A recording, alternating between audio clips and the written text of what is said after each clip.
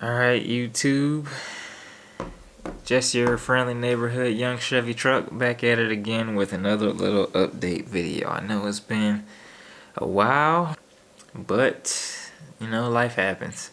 I have been trying so hard in school, y'all just don't even know. And the scary thing about it is see, usually I would do a little bit of YouTube and a little bit of school, right?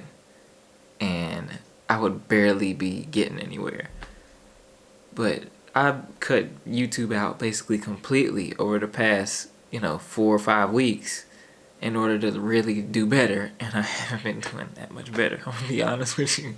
I haven't been doing that much better. Like I feel like the cost isn't really matching the reward that I thought I would get out of it. But whatever, I'm trying. I'm really trying to do better in school though. I've been doing things I don't even do.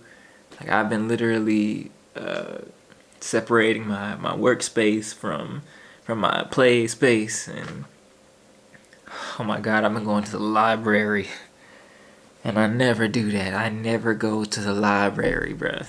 Yeah, I've been trying to put forth some effort towards actually doing better in school, but so that's where I've been. That's my explanation for that.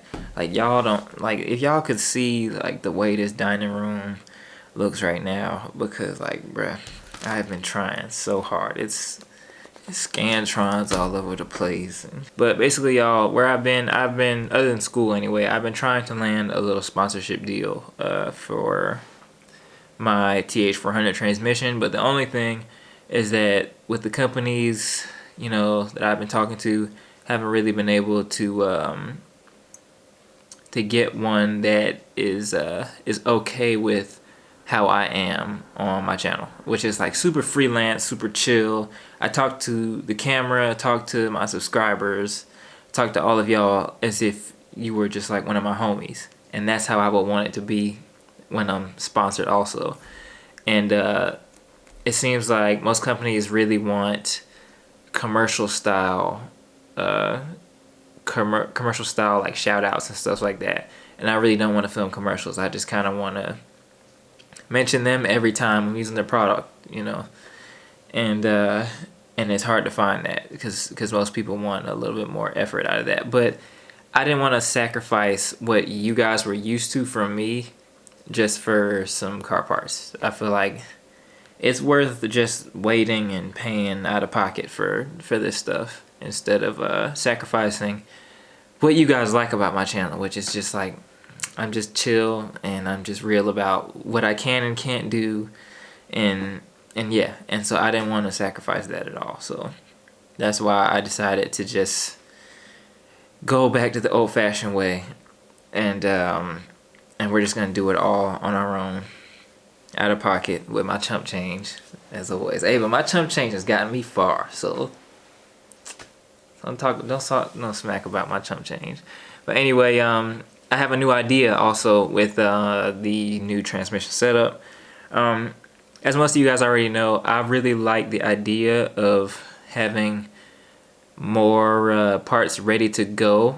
Like, for instance, if I blew a motor, I would really like to have one sitting in the garage already that we can swap right in and then keep the content coming. In a perfect world anyway, that's what I would like. And I really want to wow, I know I have a lot of new people. I have a engine that's sitting in the garage, just the old engine that came out of it. It was a fully stock small block 350, but it had a really bad rod knock, so we pulled it out after rebuilding another one, and that's the one that's in the truck now. But the old one that's in there, I have that, and I have heads, aluminum cylinder heads. I want to get all that rebuilt one day so that it's ready for more content later on. And I'm thinking about doing the same thing with my transmission. So basically, I don't want to be pressed when I have to rebuild the transmission. Pressed as in pressured for it to work right. I would really rather just relax and take my time with it and make content with it as time allows, because I feel like if I build it in a rush with the pressure of it needing to be perfect or else it's not gonna run. I feel like I'm just trying to minimize the amount of stress. As I get older, that's really the goal, is to minimize the amount of stress in the process for my soul. And that's it. So I'm thinking about actually going and buying a new trans and just taking out the old one, putting it in the garage for now, continuing to make content for you guys, of course, and then just rebuilding the trans in the garage to the specs that I would really want out of a transmission. And yeah, of course, you know, go bigger. Always try to go bigger. And yeah, just make a TH400 that's really up for the task, and then just have fun with the brand new trans that would be put in it in that instance. So yeah, that's what I would really want to do, because I really don't want to be pressured for it to be right when I rebuild it myself, because that's what I would want to do, because I would want to make content. So I feel like it's the best of all worlds, and less stress for me, content for you guys. Everybody would win if I just go buy a trans now and then rebuild that other TH400 later on, you know, progressively with time. So yeah, I feel like I could go on and on about it all day. I don't think I could explain it any better, so we're gonna move on to the next thing. My pops, Kevin Dean's van isn't doing too hot. We probably blew the motor. We blew the motor. I won't sugarcoat it. It won't spin at all. We tried to get it to spin the other day. Took the wheel off, took all the stuff out the way, and we tried to get it to spin, and the motor's locked up. So he's trying to figure out what he wants to do with that, if he wants to just scrap the van or put a motor in it. I think he should put a motor in it, because we've had that van for forever. I don't know. I just feel like some amount of reasons we owe it to it, because we put so like that. If it wasn't for that van, I wouldn't have the truck motor right now that's in it right now. I wouldn't have that. I wouldn't have the truck transmission that's in it right now. I wouldn't have any of that stuff, because it got parts home and it got us to the parts. So I feel like we should go ahead and put a motor in it and get it running again. And then I get to clean out that other side of my garage, which is a big factor with you know, getting the truck inside and swapping out the transmission.